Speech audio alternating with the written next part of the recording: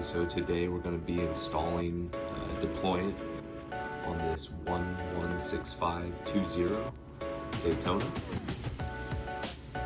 So first step would be when ordering a Everest strap, you want to actually count your links. So I have the corresponding sizes to take the place of a bracelet links. So I'm actually 1, 2, 3, 4 at 6 o'clock. And then 1, 2, 3, 4, 5 at 12 o'clock. So don't count end links, and do not count easy links or glide locks.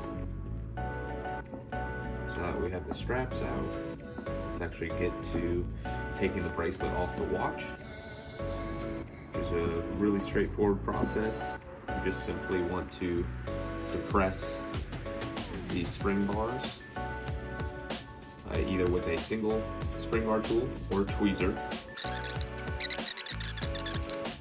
So there we go. There's the watch case. So now what I like to do is actually separate the bracelet from the clasp, the links from the clasp. So now I like to just install the correct strap to each side. So again, I was 4 at 6 o'clock. So always have the crown facing away from you, and you know that on the left it will be your 6 o'clock. So this is when I like to start using the spring bar tool, because our rubber straps are a little easier to install. I like to put one into the lug there and then slowly tuck this one down and depress and drop it into place.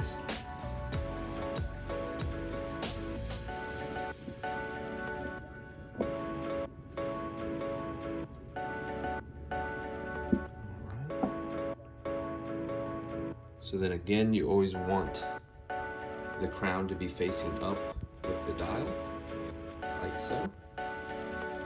So again, a nice little trick is have the crown facing away from you.